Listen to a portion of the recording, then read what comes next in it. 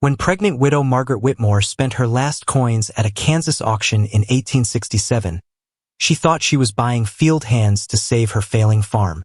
But as Isaiah's gentle hands delivered her baby and his quiet strength rebuilt her broken world, she discovered she had purchased something far more precious than labor. She had bought the man who would teach her that love doesn't ask permission from a world determined to keep hearts divided. Will their forbidden bond survive when the entire town conspires to tear them apart? The smell of burning wood mixed with horse sweat filled Margaret Whitmore's nose as she pushed through the crowd at Millbrook's town square. Her baby kicked hard inside her belly, making her stop and catch her breath. The Kansas sun beat down on her black dress, and sweat dripped down her back. She clutched 6 silver coins in her hand, all the money she had left in the world. "Come one, come all," shouted the auctioneer from his wooden platform. "We got the finest workers this side of the Mississippi." Margaret's stomach growled loudly. She hadn't eaten since yesterday morning, but food would have to wait. Her small farm was dying without help, and winter was coming fast. The corn needed harvesting, the fence posts were falling over, and the roof leaked in 3 places. She couldn't do it all alone, especially with the baby coming soon. A group of fancy ladies in bright dresses whispered behind their fans as they saw her. Margaret heard the word shame and poor thing float through the air. She lifted her chin higher and walked closer to the platform. She didn't care what they thought anymore. The first man brought out was old and bent. His hands shook as he walked across the wooden boards. Margaret counted her coins again. $6 wasn't much, but it had to be enough. The bidding started at $5, and she raised her hand quickly. "$5.50, called out Farmer Jenkins from across the square. "$6, Margaret shouted back. But then Mr. Thorne, the richest man in town, raised his hand. $10. Margaret's heart sank. She watched as the old man was led away, knowing she'd lost her chance. Her baby kicked again, harder this time, as if angry about their situation. "Next up, we have something special," the auctioneer announced with a big smile. Fresh from down south, young, strong, and smart as a whip, Margaret looked up and froze. The man stepping onto the platform was nothing like the others. He stood tall and straight, his shoulders wide and strong. His dark eyes moved across the crowd, taking in everything. When his gaze met hers, something strange happened in her chest, like a door opening that had been locked for months. He was younger than she expected, maybe 25 or so. His clothes were worn but clean, and his hands looked capable of fixing anything. Most surprising of all, he didn't look defeated like the others. There was something in his face that reminded her of Henry, a quiet strength that made her feel safer just looking at him. "Look at those muscles, folks," the auctioneer continued. "This one can plow a field, build a barn, and still have energy left over. Plus, he can read and write, rare find indeed." Margaret's heart started beating faster. A man who could read and write? That was almost unheard of. She thought about all the papers from the bank she couldn't understand, all the legal words that confused her. Maybe someone like this could help her figure things out. The bidding started at $15, way more than she had. Margaret felt tears building in her eyes as she watched other men raise their hands. $20, $25, $30. But then something made her step forward. Maybe it was the way the man on the platform kept looking at her, as if he could see right into her heart. Maybe it was desperation. Or maybe it was something else entirely, something she didn't have a name for yet. "$35, she called out, her voice shaking. The whole crowd turned to stare at her. She heard gasps and whispers. A pregnant widow bidding on a young man? It was scandalous. It was improper. It was exactly what a desperate woman with nothing left to lose would do. The auctioneer's eyebrows shot up to his hairline. "Well, I'll be. We have a lady bidder. $35 from the widow Whitmore." Margaret's face burned with shame, but she didn't lower her hand. She couldn't afford to be embarrassed anymore. Pride was a luxury she couldn't buy. Mr. Thorne scowled and bid $40. Margaret's heart fell. She was about to lose again. But then something unexpected happened. No one else bid. The crowd was too shocked by her boldness to keep going. Even Mr. Thorne seemed uncertain about competing with a pregnant woman in such a public way. $40 going once, going twice. The auctioneer's hammer hung in the air. Margaret closed her eyes and did something she'd never done before. She bet everything on a stranger. 45! She screamed, so loud her voice cracked. The square went completely quiet. Even the horses stopped snorting.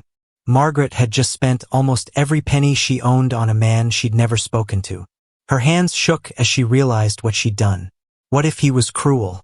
What if he ran away in the night? What if this was the biggest mistake of her life? The walk home felt like the longest 2 miles of Margaret's life. Her new worker, she still didn't know his name, followed 10 steps behind her, carrying the small bag of belongings he'd been allowed to keep. Neither of them had spoken since leaving the auction square, and the silence stretched between them like a rope pulled tight. Margaret's back ached with each step, and her baby seemed to be doing somersaults inside her belly. She pressed one hand against her side and kept walking. Showing weakness now would be a mistake. She needed this man to respect her, even if she'd made a fool of herself buying him. "Ma'am." His voice was deep and careful, like he was afraid of scaring her. "Might be wise to rest a spell. This heat ain't good for you or the little one." Margaret stopped and turned around, surprised. Most men would have kept walking no matter how tired she looked. Yes, that would be good." They sat under a big oak tree by the side of the dusty road. Margaret tried not to stare, but she couldn't help studying the man she'd just bought with her last coins. Up close, she could see small scars on his hands from hard work, but they moved with the grace of someone who knew how to build things. His eyes were kind but watchful, like he was used to trouble coming from unexpected places. "What's your name?" she asked finally. "Isaiah, ma'am. Isaiah Patterson. I'm Margaret Whitmore, though I suppose you already knew that from all the shouting at the square." A small smile touched the corner of his mouth. "Yes, ma'am. That was quite something back there." Margaret felt her cheeks burn again. "I'm not usually so forward. I just needed help badly, and you seemed." She trailed off, not sure how to explain the feeling she'd had when their eyes met. "Seemed what, ma'am?" "Different. Like you'd actually help instead of just taking my money and running off." Isaiah was quiet for a long moment, watching a hawk circle overhead. "My word means something to me, Mrs. Whitmore. Always has. If I say I'll help you, I will." Something in his tone made Margaret believe him completely. It was the first time in months she'd felt like maybe things might work out after all.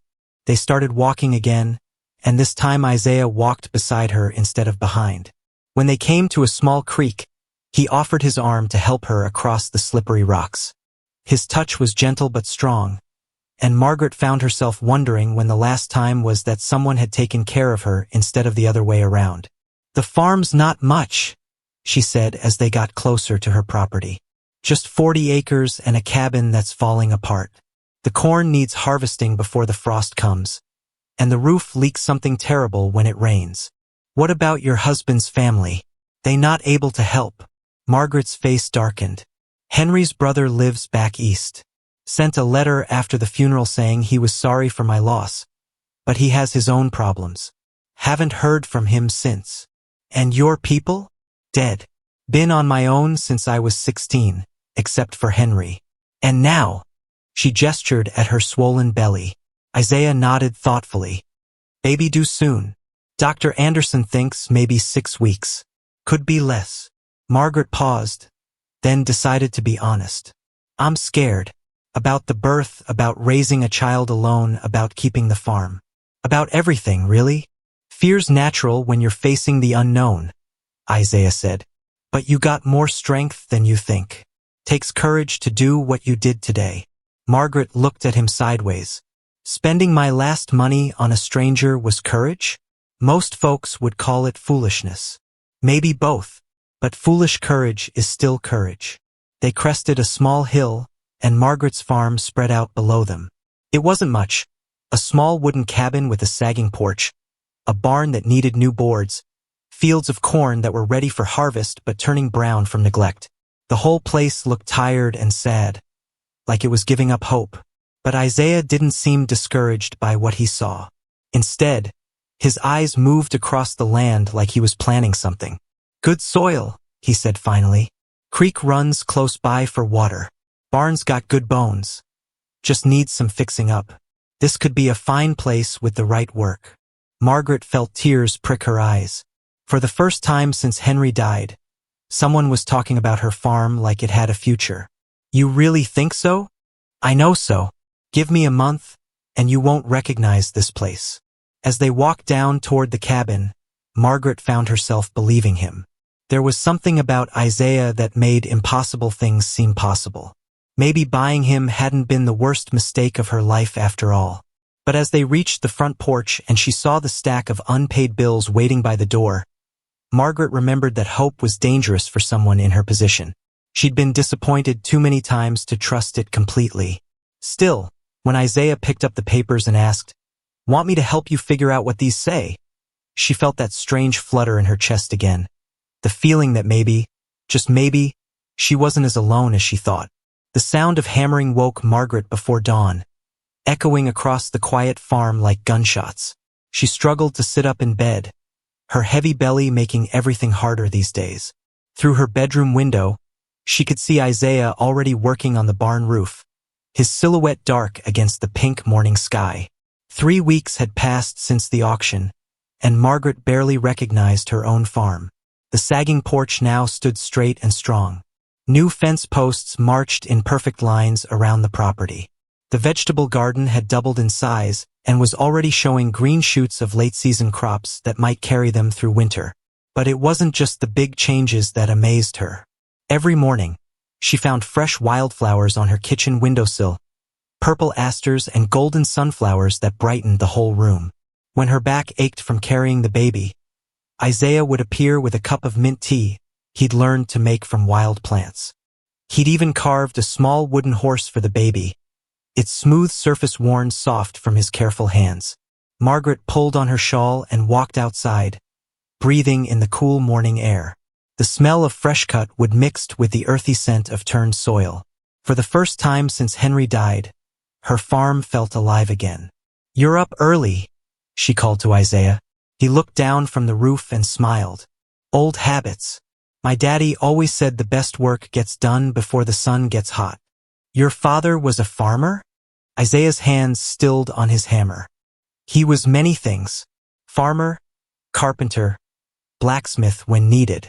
Taught me that a man's worth isn't measured by what he owns, but by what he can build with his own hands." Margaret heard something sad in his voice, a story he wasn't ready to tell. She didn't push. Everyone had pain they carried in private. "I was thinking we should start on the corn harvest tomorrow," she said instead. "The ears look ready, and there's talk of early frost coming. Already planned on it. Been watching those fields every day, waiting for the right time." Isaiah climbed down from the roof, moving with easy grace despite his size.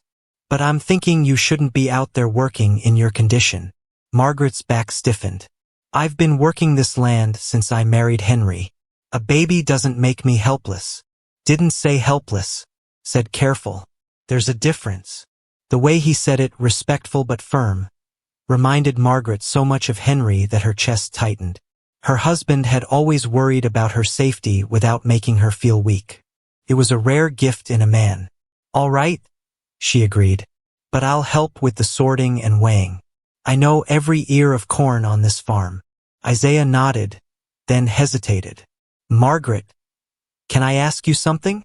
She was surprised he'd used her first name. It felt more personal than the polite ma'am he usually said. "Of course. Why did you really bid on me that day? And don't say it was just because you needed help. Half the men on that platform could have done farm work." Margaret felt heat rise in her cheeks. She'd been dreading this question for weeks. It's hard to explain. Try." She looked at him standing there in the morning light, his dark eyes patient and kind. Something about Isaiah made her want to tell the truth, even when it scared her. "When I looked at you on that platform, you reminded me of someone I used to know. Someone good and strong who made me feel safe in a dangerous world." She paused, gathering courage. And you looked at me like I was a person worth saving, not just a problem to solve. Isaiah was quiet for a long moment. Then he said, "You are worth saving, Margaret. Don't let anyone tell you different." The words hit her like a physical blow, so unexpected and kind that tears sprang to her eyes. She turned away quickly, not wanting him to see her cry. But Isaiah had already moved closer. "Hey now, what's wrong?" "Nothing's wrong. Everything's right. And that scares me more than when everything was falling apart." "Why?" Margaret wiped her eyes with her sleeve. "Because good things don't last for people like me. They get taken away just when you start believing in them." Isaiah reached out and gently touched her shoulder. "Maybe this time will be different." "Maybe," Margaret whispered, but she didn't really believe it. Later that morning, as Isaiah worked in the fields and Margaret prepared lunch, she found herself watching him through the kitchen window. The way he moved through the corn rows showed he understood the land in ways that couldn't be taught. His hands were gentle when he tested the ears for ripeness, and he talked to the animals like they were old friends. But it was more than his skill that drew her attention. There was something about Isaiah that made her feel less alone in the world. When he looked at her, she didn't see pity or judgment. She saw recognition, like he understood what it meant to fight for survival every single day. The baby kicked hard, bringing Margaret back to reality. She pressed her hand to her side and tried to ignore the growing ache in her lower back. Dr. Anderson had warned her that the baby might come early, and she was starting to think he was right. As she set the table for lunch, Margaret realized she was humming, something she hadn't done since Henry died. The sound surprised her so much that she stopped mid-note. When had she started being happy again? And what would happen when the town found out how much she'd come to depend on the man she'd bought at auction? Black clouds rolled across the Kansas sky like an angry fist, and the wind picked up so fast that it bent the corn stalks nearly to the ground. Margaret stood at her kitchen window, one hand pressed to her aching back, watching Isaiah race to secure everything that could blow away. The storm had come out of nowhere, turning the peaceful afternoon into something that felt dangerous. Lightning flickered in the distance, still far off but moving closer with each passing minute. Margaret counted the seconds between flash and thunder, the way Henry had taught her. Still about 5 miles away, but coming fast. "Ma'am!" Isaiah's voice carried over the rising wind as he appeared at her back door. "That old barn roof won't hold against what's coming. We need to move the animals to the lean-to by the house." Margaret nodded and started to follow him outside, but a sharp pain shot through her lower back that made her double over.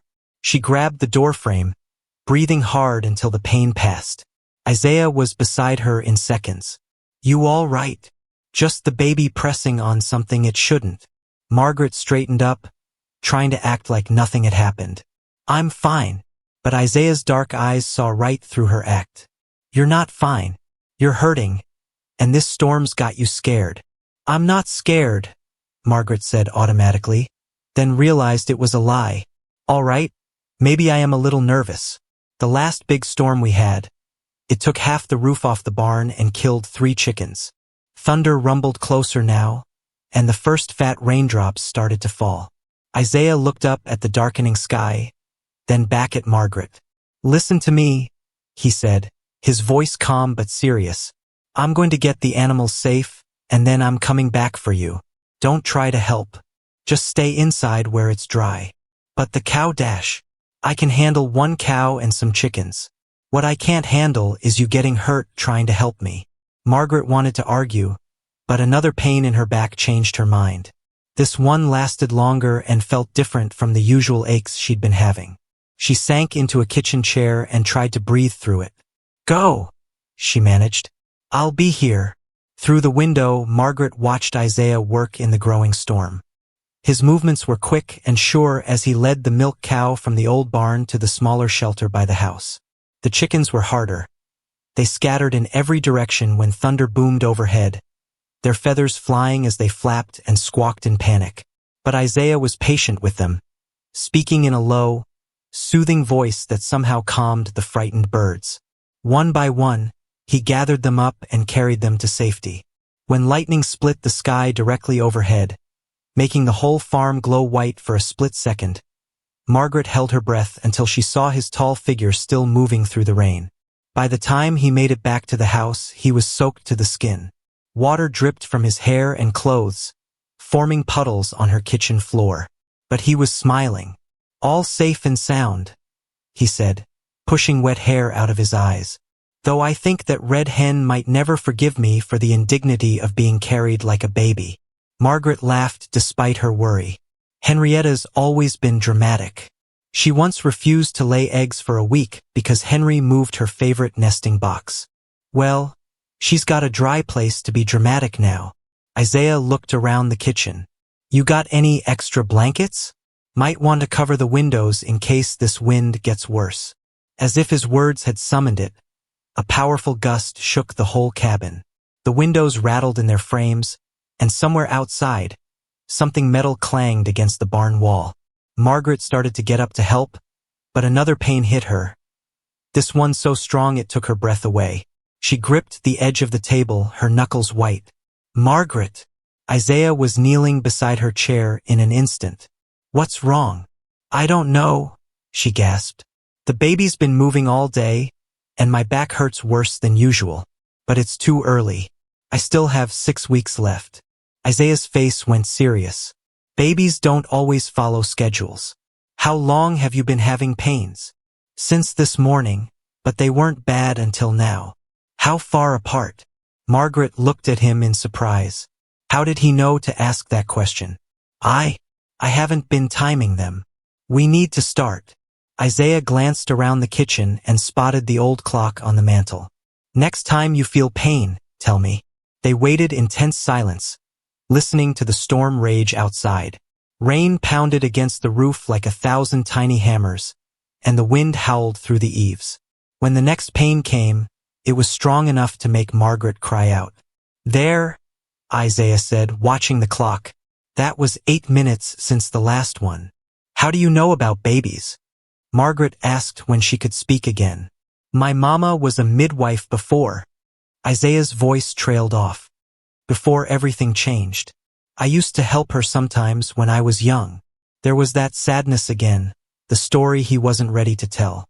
But Margaret was too worried about her baby to ask questions. Another pain hit, stronger than before. This time, Margaret felt something wet between her legs. "Oh no," she whispered. Isaiah saw the fear in her eyes and immediately understood. "It's going to be all right. But we need to get Dr. Anderson. Can you make it to the bedroom while I go for him?" Margaret nodded, though she wasn't sure it was true. The pains were coming faster now, and each one felt like her body was splitting apart. As Isaiah helped her to the bedroom, Margaret realized that everything was about to change. In a few hours, she would either be a mother or... She couldn't finish that thought. Outside, the storm raged on, as if the whole world was being born again. Blood soaked through the white sheets as Margaret gripped Isaiah's hand so hard her fingernails left marks on his dark skin.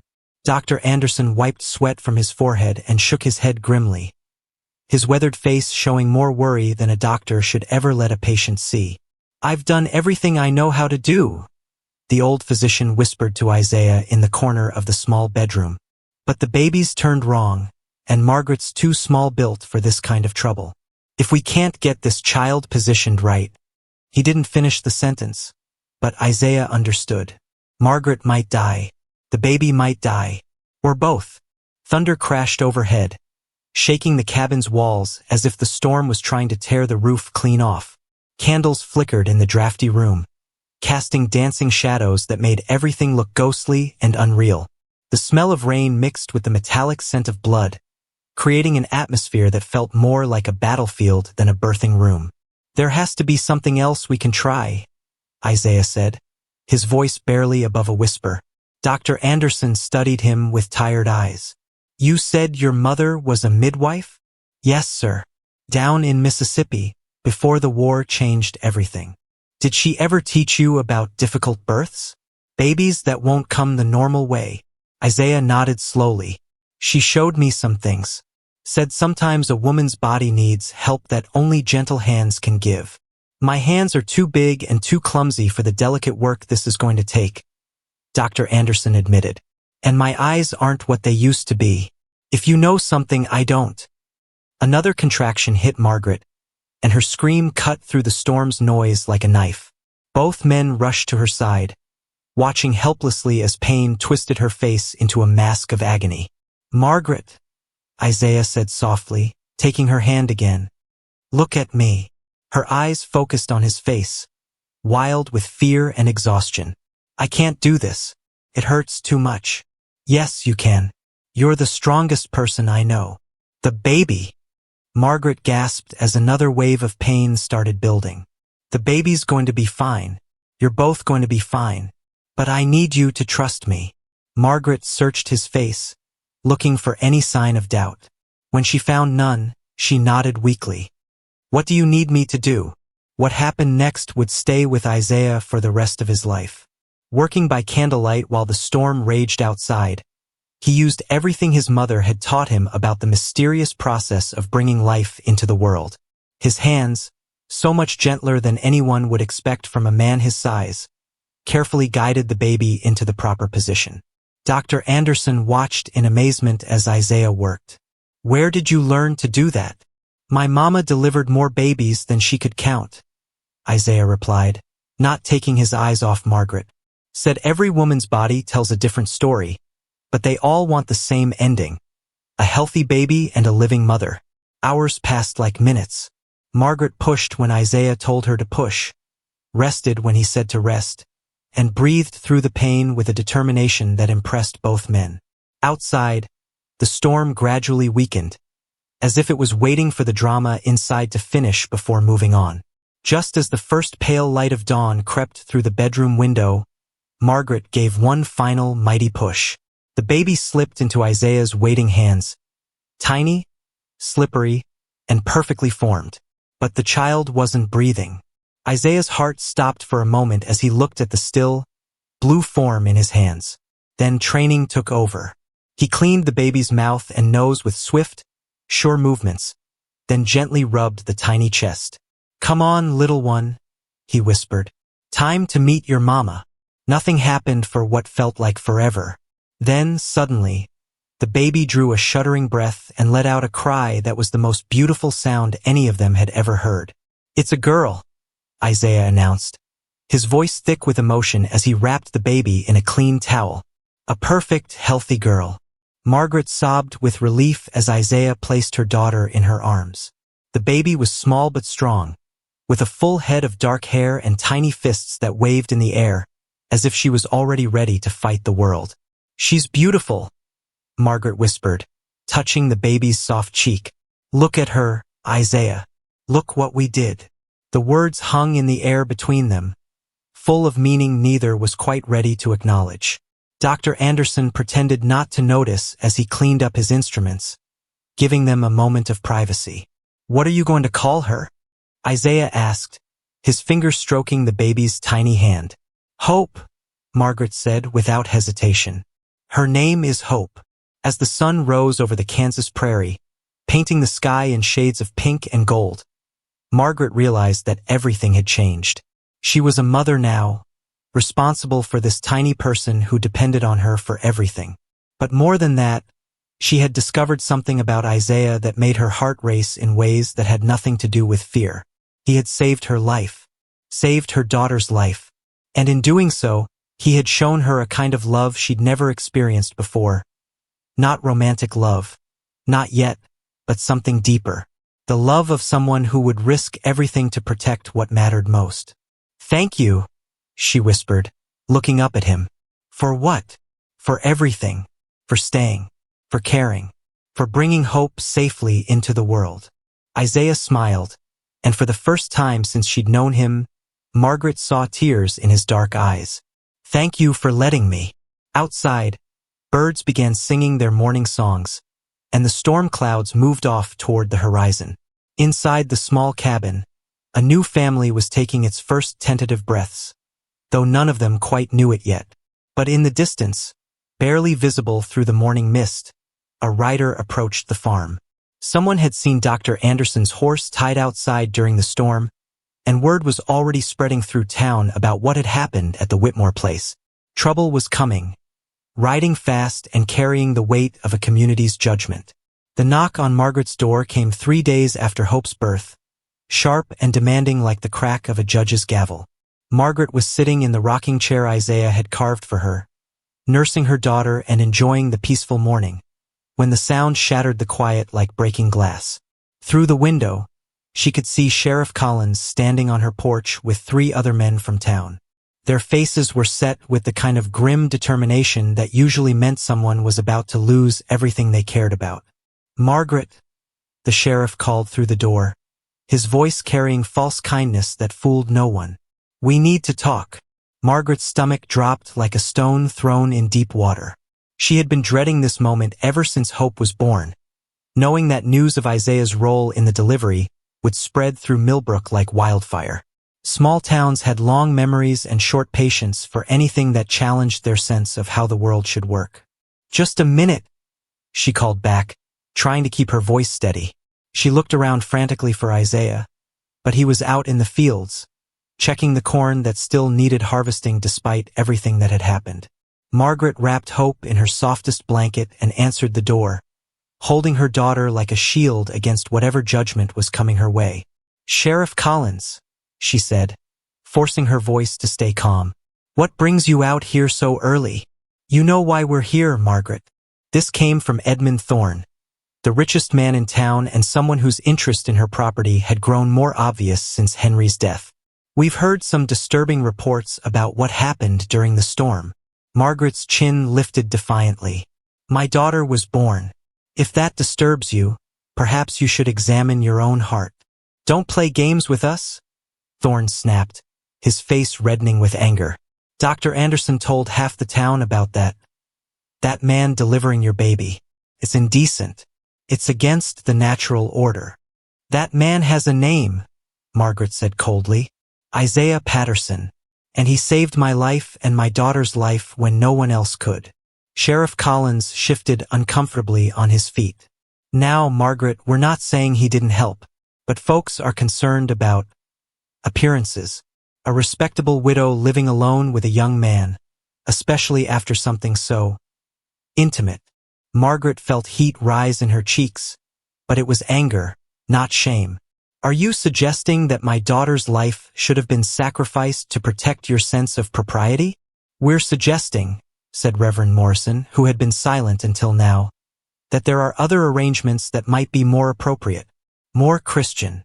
"What kind of arrangements?" Thorne stepped forward, his eyes glittering with something that made Margaret's skin crawl. "I've spoken with some associates in Lawrence County. They're always looking for experienced field hands. Isaiah could be relocated there and you could consider other options for your future." Margaret understood immediately what he was really saying. With Isaiah gone, she would be defenseless against men like Thorne who wanted her land. She would be forced to sell or marry someone who could take care of her property. "And if I refuse?" she asked, though she already knew the answer. "Then we might have to involve the territorial authorities," Sheriff Collins said reluctantly. "There are laws about cohabitation, especially between people of different circumstances." Margaret felt the world spinning around her like she was caught in another storm. Hope stirred in her arms, making the small sounds babies make when they sense their mother's distress. "I need time to think," she said finally. "Of course," Thorne said with a smile that never reached his eyes. "Take all the time you need, but don't take too long. These kinds of situations have a way of escalating if they're not handled properly." After the men left, Margaret sat in her kitchen with Hope, staring at nothing and trying to figure out what to do. She could feel the walls closing in around her, just like they had after Henry died. But this time, it wasn't just her future at stake. It was Hope's, and Isaiah's too. When Isaiah came in for lunch, he took one look at her face and knew something was wrong. "What happened?" he asked, setting down his hat and washing his hands at the basin. Margaret told him everything, watching his expression grow darker with each word. When she finished, he was quiet for a long time. "Maybe they're right," he said finally, his voice so soft she almost didn't hear him. "Maybe it would be easier if I just left." "Easier for who?" Margaret demanded, surprising herself with the fierceness in her voice. "For them? For Thorn so he can steal my land? It certainly wouldn't be easier for me. Isaiah looked at her with something like surprise. Margaret! No, listen to me. She stood up, cradling hope against her chest. I've spent my whole life doing what other people thought was right.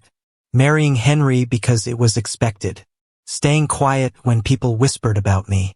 Being ashamed of things I had no control over. She walked to the window and looked out at the farm that had been transformed by Isaiah's work. The straight fence lines, the repaired buildings, the expanded garden, all evidence of what could be accomplished when people work together instead of against each other. I won't let them drive you away, she said, turning back to face him. Not because of their ignorance, and not because they're afraid of something they don't understand. But what if they make trouble for you? What if they take hope away? Margaret's arms tightened protectively around her daughter. Then we'll fight them. Together. Isaiah stared at her for a long moment, and Margaret could see him weighing his options. Stay and risk bringing danger to her and hope, or leave and know he was abandoning the first place he'd felt like he belonged since before the war. You sure about this? He asked finally. I've never been more sure of anything in my life. Outside, a hawk circled high overhead, riding the wind currents with effortless grace. Margaret watched it soar and thought about freedom, not just the legal kind that had come with emancipation, but the deeper freedom to choose your own life, your own family, your own future. She had made her choice. Now she just had to find the courage to fight for it. But as the afternoon wore on and she noticed riders passing by the farm more frequently than usual, Margaret began to realize that the real battle was just beginning. Thorn and his allies weren't going to give up easily, and they had weapons she was only beginning to understand. The question was, did she and Isaiah have enough strength to stand against the entire town? The legal papers arrived on a cold October morning, delivered by a nervous young clerk who wouldn't meet Margaret's eyes as he handed over the official documents that could destroy everything she'd fought to build. Her hands trembled as she read the formal language that declared her mentally unfit to make decisions regarding her property and welfare due to compromised judgment following childbirth. Edmund Thorn was petitioning the territorial court to have Isaiah removed from her land and her affairs placed under the supervision of a responsible male guardian, namely himself. The hearing was set for the first Monday in November, just 3 weeks away. Margaret sank into her kitchen chair, Hope sleeping peacefully in her arms, unaware that her entire future hung in the balance. The baby had grown stronger each day, her tiny fists waving as she nursed, her dark eyes already showing signs of the intelligence that would carry her through whatever challenges lay ahead. What does it say? Isaiah asked, though he could already guess from the expression on Margaret's face. Margaret read the worst parts aloud, her voice growing steadier with each terrible word. It claims I'm not capable of running a farm or raising a child alone. That my association with you proves I'm not thinking clearly. Isaiah's jaw tightened, but his voice remained calm. What do? We fight, Margaret said, surprising herself with how quickly the answer came. We gather evidence that proves I'm perfectly capable of making my own decisions. Over the next 2 weeks, Margaret threw herself into preparing for the hearing with the same determination she'd once used to survive Henry's death. She visited Dr. Anderson and convinced him to write a letter testifying to her mental stability and physical health. She gathered receipts showing the improvements to the farm, bank records proving the land was profitable again, and testimonials from the few neighbors who still spoke to her. But Margaret had one more surprise planned, something that would either save them or destroy them completely. On a crisp Wednesday morning, she and Isaiah made a quiet trip to Lawrence County, where the territorial laws were more lenient and the judge was known for his progressive views on civil rights. What they did there would change everything, but Margaret had decided that if she was going to lose her freedom anyway, she might as well lose it on her own terms. Meanwhile, in Millbrook, Thorn was busy building his own case. He spread rumors about Margaret's unnatural relationship with Isaiah, whispered suggestions that Hope might not even be Henry's child, and painted himself as a concerned neighbor trying to protect a confused widow from her own poor judgment. The night before the hearing, Margaret sat up late by candlelight, writing down everything she wanted to say to the judge. Isaiah worked beside her, carving a new toy for Hope, a small wooden bird that would fit perfectly in her tiny hands. "Are you scared?" he asked without looking up from his work. "Terrified," Margaret admitted, "but not of losing the hearing. I'm scared of losing you." Isaiah's hands stilled on the carving. "Even if we win tomorrow, folks aren't going to suddenly accept us. It might get harder before it gets easier." "I know, but some things are worth fighting for, even when the fight seems impossible." The next morning dawned clear and cold, with frost covering the ground like diamonds scattered by a careless hand. Margaret dressed in her finest remaining gown, deep blue wool that brought out her eyes and made her look every inch the respectable woman she was. More importantly, she carried with her a folder of documents that would surprise everyone in that courtroom. The courthouse was packed with curious townspeople who had come to witness what they expected to be Margaret's humiliation. Thorne sat in the front row with his lawyer, looking confident and well-prepared. Sheriff Collins shifted uncomfortably in his seat, clearly wishing he was anywhere else. Judge Harrison, a stern man in his 60s with graying hair and sharp eyes, called the proceedings to order. "We are here to determine whether Mrs. Margaret Whitmore is mentally competent to manage her own affairs," he announced. "Mr. Thorne, you may present your case."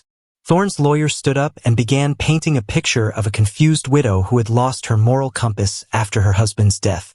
He spoke of the inappropriate relationship with Isaiah, the reckless decision to live alone with a man, and the clear evidence of impaired judgment shown by her behavior. Margaret listened to every word, her face calm but her heart pounding. When it was her turn to respond, she stood with hope in her arms and faced the room full of people who had been her neighbors and friends. "Your Honor," she began, her voice steady and clear, "I stand before you not as a confused widow, but as a woman who has learned to think for herself." She presented her evidence methodically, the financial records showing the farm's improved condition, the medical testimony about her mental and physical health, the character references from people who knew her well. But she saved the most important document for last. "Furthermore, Your Honor," Margaret continued, her voice growing stronger with each word, "I present to this court a marriage certificate, issued 3 days ago in Lawrence County, showing that I am now Mrs. Isaiah Patterson." The courtroom exploded in gasps, angry murmurs, and the sound of people shifting in their seats. Thorne's face went white, then red, then white again. Sheriff Collins looked like he wanted to disappear into his chair. Judge Harrison banged his gavel for order. "Mrs. Patterson," he said, using her new name deliberately, "this is quite a development." "Yes, Your Honor. My husband and I were married in a legal ceremony performed by Judge Williams in Lawrence County. We have witnesses and all proper documentation." Thorne's lawyer jumped to his feet. "Your Honor, this changes nothing. The woman is clearly not competent to make such decisions." "On the contrary," Judge Harrison said dryly, "it changes everything. Mrs. Patterson has presented compelling evidence of her mental competency, her financial stability, and her moral character. This petition is dismissed." As the courtroom erupted in chaos, Margaret felt Isaiah's hand slip into hers. They had won more than just the right to keep their land. They had won the right to love without shame, to build a family on their own terms, and to face the future together.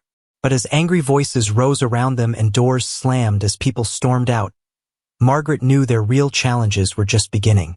Winning in court was one thing. Winning acceptance from their community would be quite another. Still, as she looked at Isaiah's proud, relieved face and felt hope stirring in her arms, Margaret realized she had everything she needed to face whatever came next. She had love, she had family, and she had the strength that came from fighting for what mattered most. The rest, she decided, they would figure out together. The bitter wind of December carried more than just the promise of snow as Margaret stood at her kitchen window, watching 3 horsemen approach her farm with the slow, deliberate pace of men who had come to deliver bad news. 6 weeks had passed since the courthouse victory, but instead of bringing peace, their legal marriage had only made some people angrier. Hope gurgled contentedly in her wooden cradle, now big enough to follow movement with her bright eyes and strong enough to grip Isaiah's finger when he talked to her in the gentle voice he reserved just for her. The baby had become the center of their small world, a daily reminder of what they were fighting to protect. company's coming," Margaret called to Isaiah, who was working at the kitchen table, carefully writing out orders for the furniture that had started bringing in more money than the farm itself. Isaiah looked up and immediately recognized the trouble in her voice. He set down his pen and moved to the window, his expression darkening as he saw who was riding toward them. Sheriff Collins led the group, but he wasn't alone. Riding beside him was Judge Morrison from the county seat, a man known for his harsh views on what he called the mixing of races. The third rider was a federal marshal, his badge glinting in the weak winter sunlight. "This doesn't look good," Isaiah said quietly. Margaret picked up Hope and held her close, drawing strength from her daughter's warm weight against her chest. "Whatever they want, we face it together." The men dismounted and approached the porch with official ceremony that made Margaret's stomach clench with fear. Sheriff Collins knocked, but his usual friendliness had been replaced by uncomfortable formality. "Mrs. Patterson," he said, stumbling slightly over her married name. "We need to discuss some legal matters." "What kind of legal matters?" Margaret asked, not inviting them inside. Judge Morrison stepped forward, his thin face set in harsh lines. "The kind that involve federal violations of anti-miscegenation laws. Your marriage may be legal in Lawrence County, but it violates territorial statutes that prohibit unions between whites and coloreds." Margaret felt the world tilt beneath her feet. "Our marriage is completely legal. We have all the proper documentation." "Legal in one county, perhaps," the federal marshal said, speaking for the first time. "But federal law supersedes local law. I have a warrant here to arrest Isaiah Patterson for violation of territorial marriage statutes." "You can't do this," Margaret said, her voice shaking with anger and fear. "We've done nothing wrong." "That's not for you to decide," Judge Morrison replied coldly. "The law is the law, regardless of your personal feelings." Isaiah stepped forward, placing himself slightly in front of Margaret and Hope. "What exactly are you charging me with?" "Cohabitation with a white woman in violation of Territorial Statute 247. The marshal read from his papers. "Fraudulent marriage ceremonies performed outside proper jurisdiction, and inciting public disorder." Margaret's mind raced, trying to find a way out of this nightmare. "What about our property rights? Our legal contracts? Any contracts signed by an illegally married couple are null and void," Judge Morrison said with obvious satisfaction. "The property will revert to territorial control until proper arrangements can be made." Margaret realized with growing horror that this wasn't just about their marriage. It was about the land. Thorne and his allies had found another way to take everything she'd worked for, using the law itself as their weapon. "How long do I have?" Isaiah asked quietly. "You're coming with us now," the marshal said, reaching for the handcuffs on his belt. "No." Margaret stepped between them, clutching Hope tightly. "You can't just take him away from his family." "He doesn't have a family," Judge Morrison said cruelly. "Not legally. That child has no father under the law, and you have no husband." The words hit Margaret like physical blows, but they also sparked something fierce and protective deep in her chest. She looked at Isaiah, seeing the resignation in his dark eyes, the way he was already preparing to sacrifice himself to protect her and Hope. But Margaret had spent too many months learning to fight to give up now. "You're wrong," she said, her voice growing stronger with each word. "We do have a family.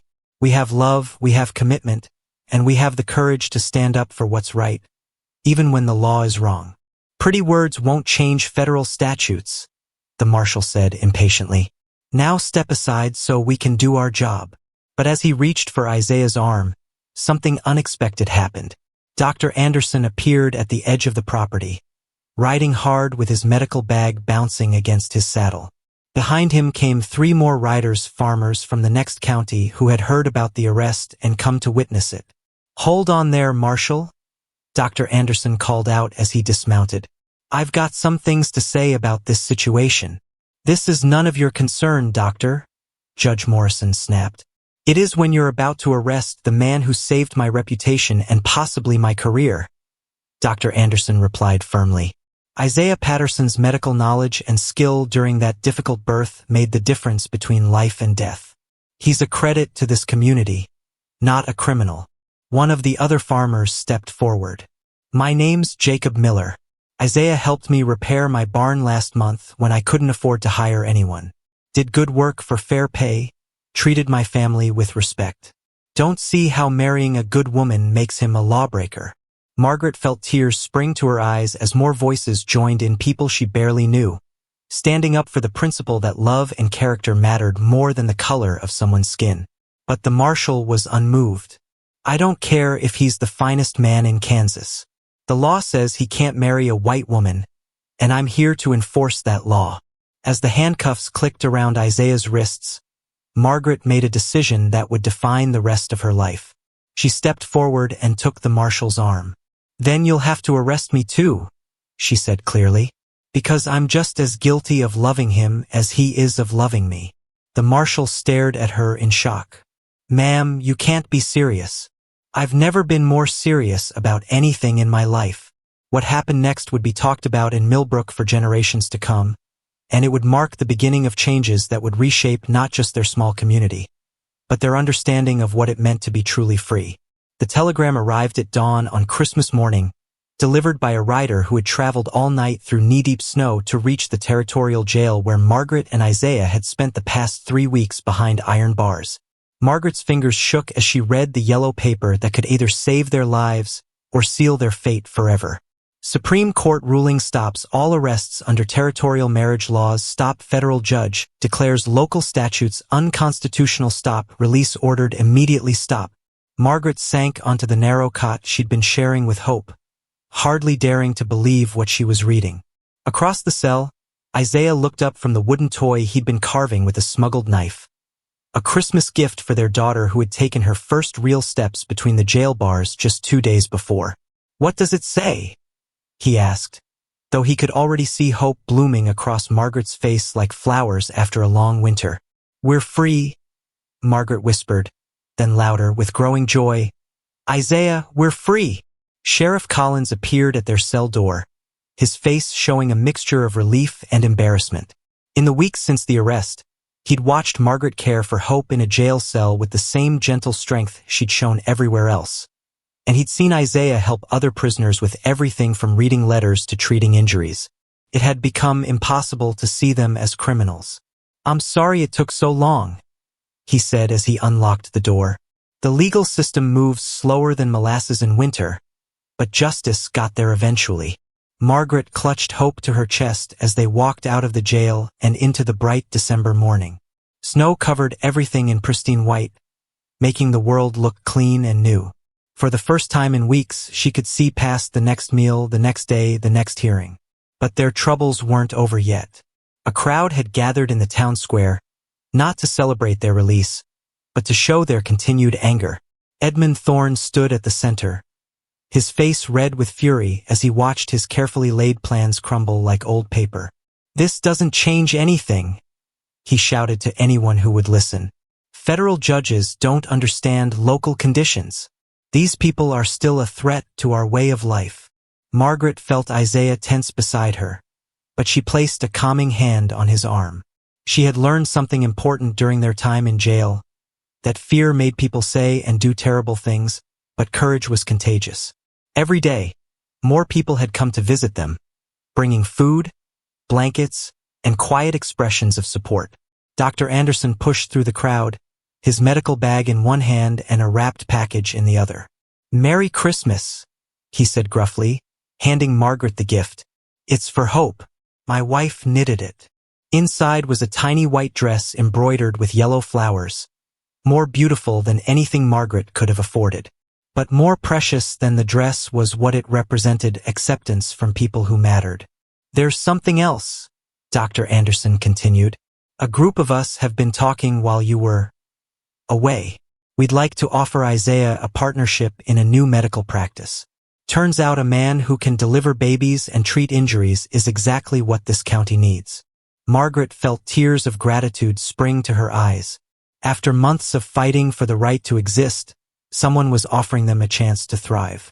But Thorne wasn't finished. "You can't seriously be considering this madness, Anderson. They're criminals." "They were never criminals," said a new voice from the edge of the crowd. "They were just people trying to live their lives in peace."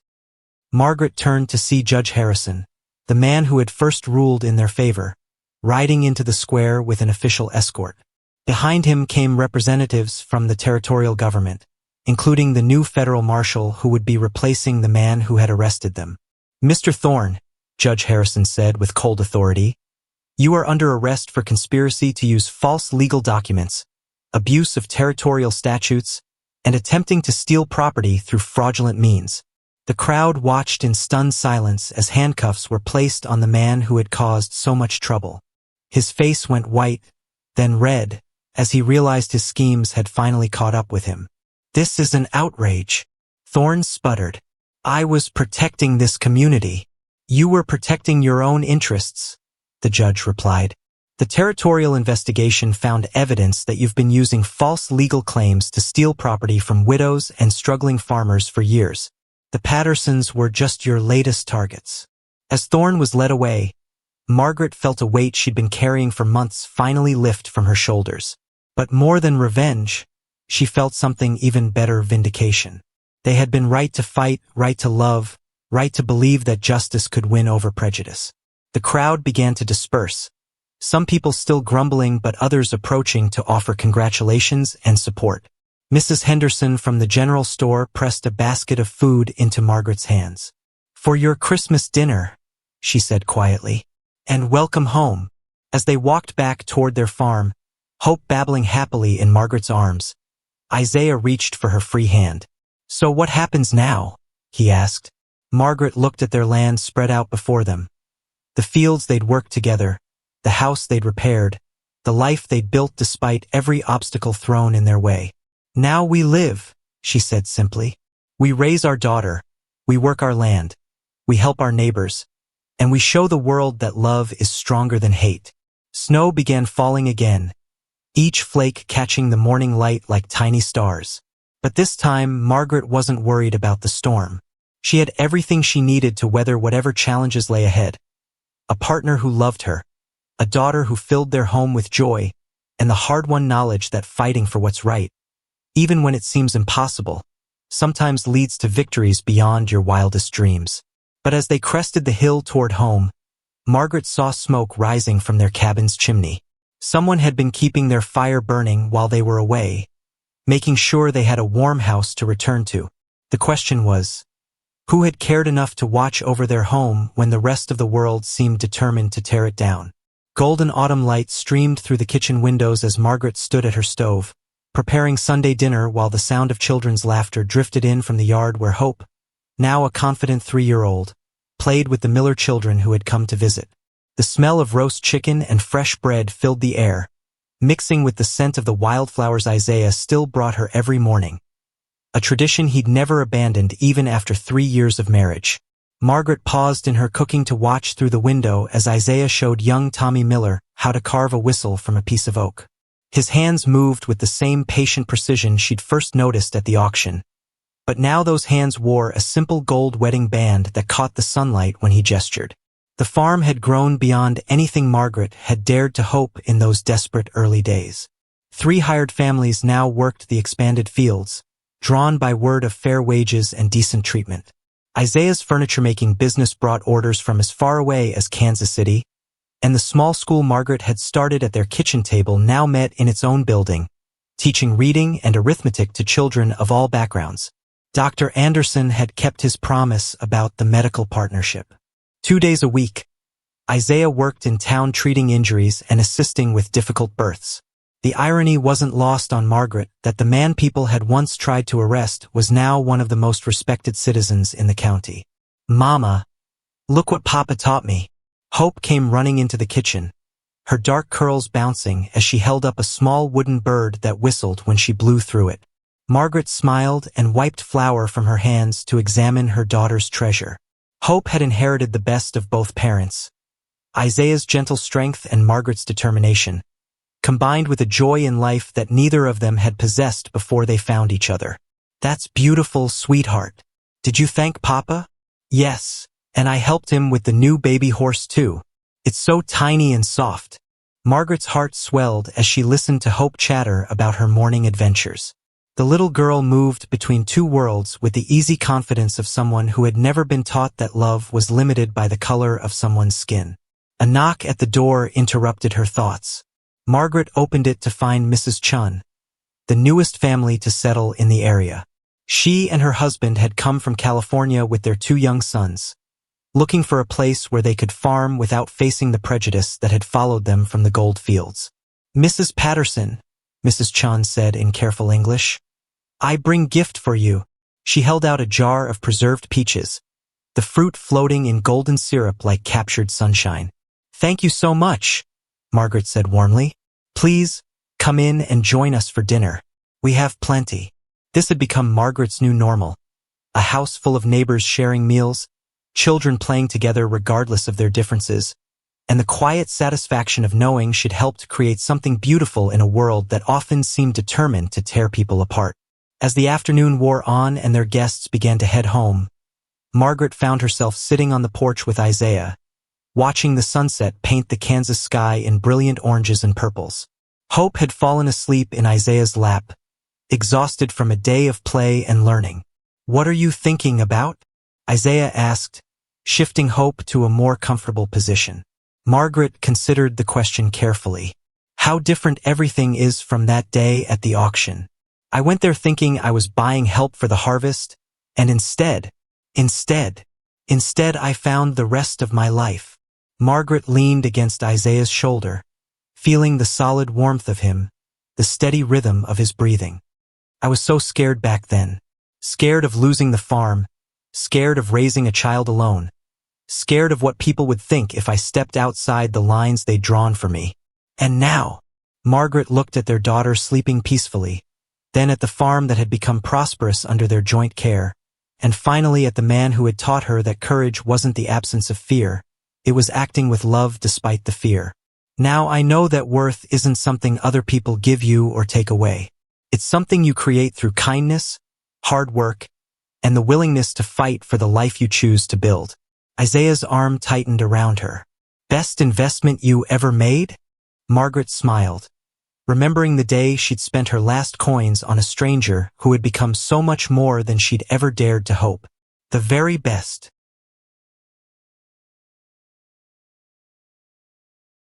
As the first stars appeared in the darkening sky, Margaret understood that their story wasn't really about overcoming prejudice or changing laws, though they'd done both of those things. It was about something simpler and more profound. The power of two people choosing to see the best in each other and refusing to let the world's limitations define their possibilities. In a place where others had seen only obstacles, they had built a family. Where others had seen differences, they had found common ground. Where others had seen reasons for hate, they had planted seeds of love that were now growing into something that would last long after their individual stories ended. Hope stirred in Isaiah's arms, mumbling something in her sleep about horses and whistles and the chocolate cake Mrs. Miller had promised to teach her how to make. Margaret smiled at her daughter's innocent dreams, knowing that Hope would grow up in a world where love came in many colors and kindness spoke every language. The auction that had brought them together was just a memory now, but its promise had been fulfilled in ways Margaret could never have imagined. She had gone looking for hired help and found a partner. She had expected to buy labor and discovered love. She had feared losing everything and instead gained more than she'd ever known was possible. As the autumn wind whispered through the corn stalks and carried the scent of home across their thriving land, Margaret closed her eyes and felt grateful for every difficult moment that had led to this perfect evening. Sometimes the best things in life came disguised as something else entirely, and sometimes the greatest love stories began with the simplest act of faith, believing that tomorrow could be better than today, if you had the courage to reach for it.